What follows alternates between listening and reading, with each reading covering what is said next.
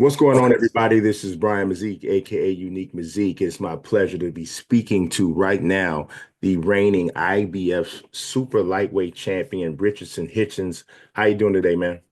I'm doing good. I'm just enjoying the snowy day in New York. Yeah, Having enjoying the feeling of being a regular human being right now. Not having to go outside and worry about running 10 miles and sparring yeah, 12, 15 rounds. I'm just enjoying my day at home with my lady, just relaxing.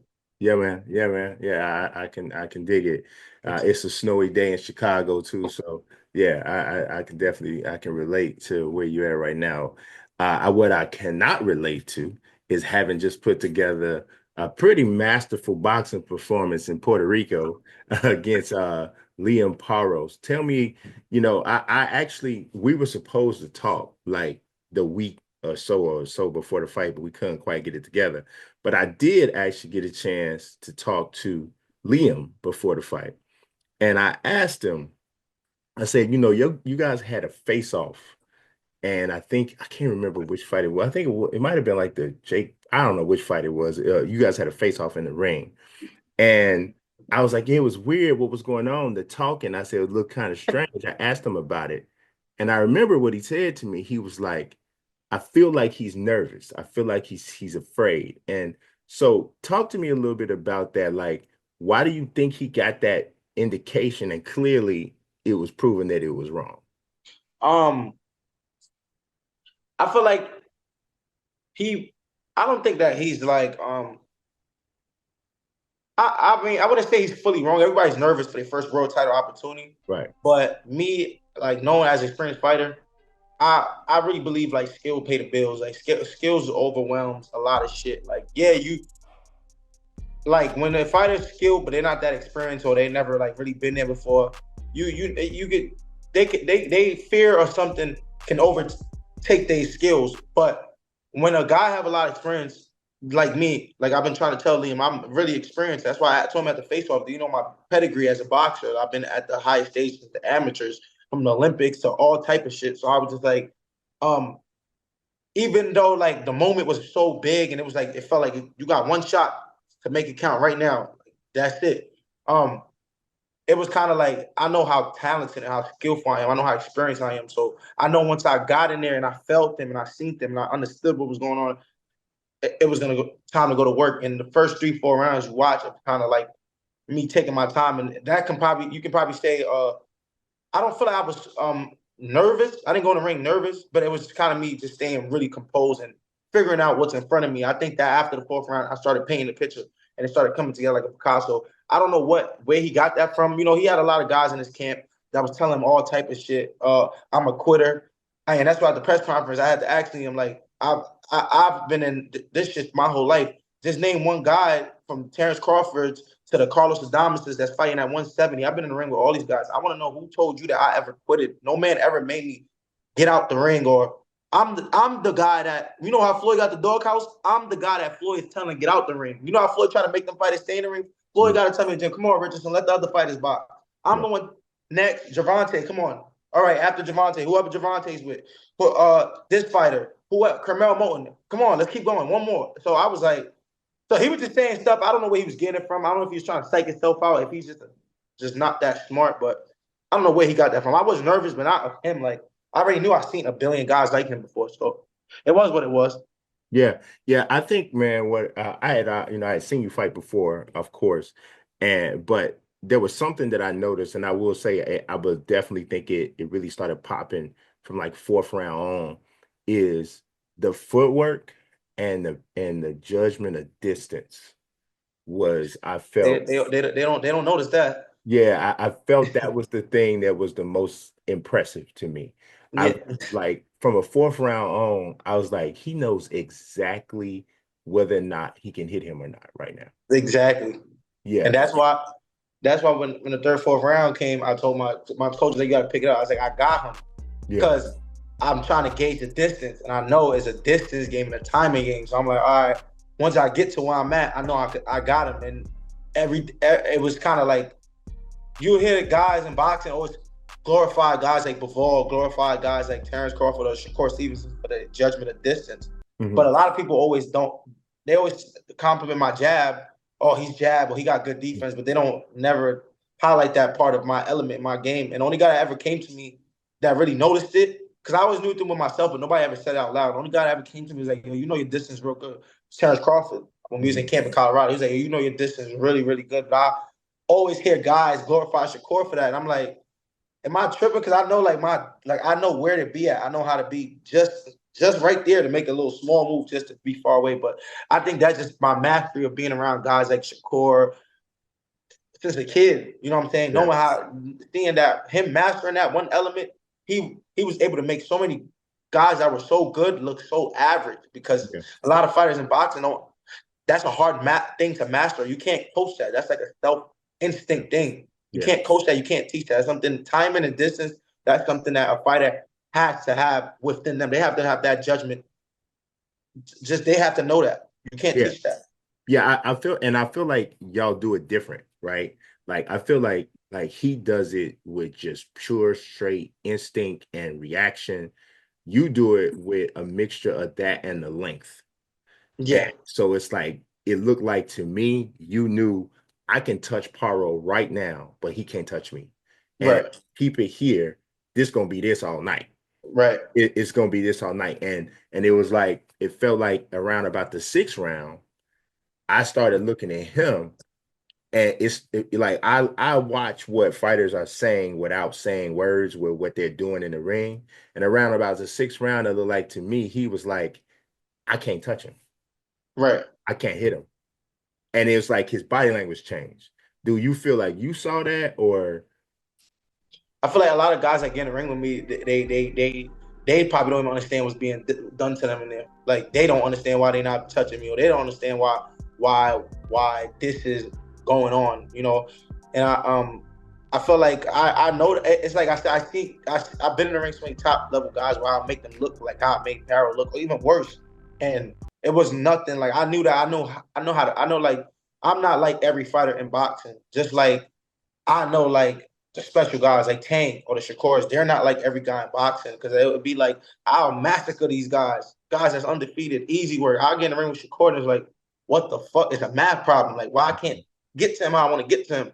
Mhm. So I feel like the guys that not it's just levels to it. You know what I'm saying? It's just knowing the sport, just knowing the key elements to take you to the highest level. And I feel like I got some of the elements in my toolbox that it's gonna be hard to deal with me if a guy's not on an elite level. Yeah, so I've been noticing like definitely on social media, like you and former champion George Kambosos Jr. have been going back and forth. So is that is that the fight you want most next? And it's kind of strange, right? Because you're the actual champion, but it's like you're the one that's on the aggressive side in terms of who next, as opposed to being the hunted. Like, is that the fight you feel like you want next most, or I think that's the fight that probably makes sense the most. We don't know what Devin Haney's doing. Devin Mhm. Haney made a lot of tons of money in the sport, so right now he's just worried about bouncing back, maybe getting an opportunity with Ryan Garcia, or opportunity that he feel like it's beneficial for him. When you touching that much money he was touching, and they come back to the table with $4 or $5 million, it's not easy to say, okay, I'll take $4 or $5 million, knowing that you've been making so much money in your whole career. So I feel like with Devin, I don't think Devin would take a fight with me right now because we both want it to make sense. You know what I'm saying? I want to make sure I'm making my money that fight. He want to make sure that he's making his money that fight because although that I'm not a huge name like a Devin Haney, Mhm. Devin knows that the type of threat I'm bringing in that ring. He know the pedigree I'm bringing in that ring. I'm not no George Kambosos. I'm not none of them other guys that he Regis Prograis, the guys that he beat to accomplish what he accomplished. When you're in front of me, is a guy that's extremely experienced at all levels of boxing, Mhm. from the amateurs to the world level. So it's gonna be different. I think right now, me and Teofimo will be a big, huge fight. I think that two guys from New York, two guys that are outspoken, it'll be a huge, big fight, a very lucrative fight. But we don't know what Teo is doing. He's another guy that's all over the place. George Kambosos, he's from Australia, Mhm. former undisputed champion. He came and spoiled Teofimo homecoming in New York a few years ago. And he probably feel like, who is this Hitchins kid? This kid ain't shit. He was just the kid, the guy. I remember I was on a flight straight from London. I just landed in New York and we're going on Twitter and I'm in the airport and he's like, you'll never be champion. You'll never such and such. And that's crazy how ironic the next fight I fight is for the world title. And now it's me calling him out as the world champion now. So I feel like me and him just got a lot of built up shit. He got a name. He's gonna sell, and I feel like he would be one of the best available guys right now with the name at the 140 division because it's like who really would make sense, you know? And I think that would make sense. Me and George Kambosos. So hopefully we can get him over here to New York in May or June. Hopefully we can get him. He has one fight right now. Hopefully he get past that with flying colors, Mhm. and we make something big happen in New York City. I think that this summer, New York City homecoming. That's what we're gonna shake the city up with that one because it's been a lot of guys coming to New York. There's been guys coming to New York and headlining, but it's different when the city have their own world champion headlining the show. That's different, you know, to cheer on Yeah. their world champion. You know, you got the Edgars that came in, did a homecoming here. You got the Amanda Serrano. She's a world champion, but she's a woman world champion now. Let's bring the male world champion from New York versus why not with a guy like George Kambosos? It'll be a big fight. Yeah, man, I think it definitely makes a lot of sense. That's a fight if you go out and do what you expect to do. It's like the natural progression for you from where you just had a champion. You won a championship, but like I'm sure you recognize, and I can hear that in what you're saying. You recognize that Liam Paro wasn't that's necessarily the biggest name, but it was a legitimate world champion. Now I move up to an even bigger name. I beat him, and now you continue to level up. And now we're getting closer to the point where a fight with somebody like Devin Haney, Teofimo Lopez, or whatever makes all the more sense for everybody It involved. makes sense and it's added on to my legacy. Yeah, You know, I yeah, think that you beat a guy like Liam Paro for the world title. You beat a guy like George Kambosos. You come back and beat, let's say, another champion, or you beat a big name like Teofimo. I think that now we're in the talks of pound for pound, the pound for pound list. yeah, Now we can yeah. start talking like this guy should be on the pound for pound list. Start building towards that at least. But that's the goal. Yeah, man. Well, I know that you had limited time right now. I appreciate you jumping on, hollering at me. I hope that we get an opportunity to talk again. But I gotta ask you, what is your prediction? It's my last question for you. Your prediction for Usyk Fury 2, that obviously taking place tomorrow. What you think about that? I believe that Usyk is the better fighter, Hmm. um, the better boxer as far as mastering the fundamentals, mastering the things that a fighter needs to master without the natural abilities. I believe that Fury is a very naturally gifted guy. Makes a lot of silly mistakes that if he didn't make, I don't think that he would have lost the last fight. Hopefully, his team and him, with the experience that Fury got in the sport of boxing and the team that he got around, they look at him and be like, "Look, you're being silly, you're being lazy right here. You're doing this. Fix this, and look, you should be able to beat him." Because at the end of the day, Usyk, and as much as of a good boxer he is, there's only one way he could come.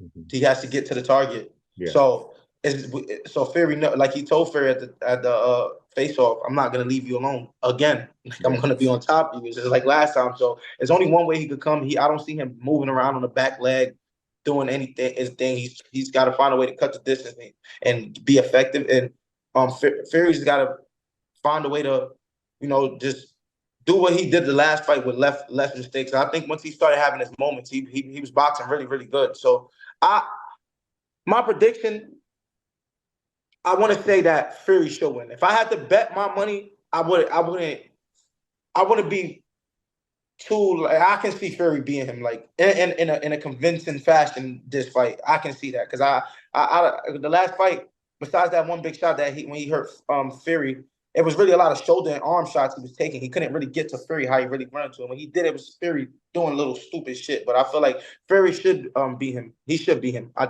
believe so. So let's see my prediction right tomorrow. yeah, yeah. We're gonna see. I'm asking everybody, but yeah, man, I appreciate your time for sure. Nothing but the best of luck moving forward, and I hope you do get the opportunity to get that fight in May, so we get a chance to watch you again. Yes, sir. Thank you.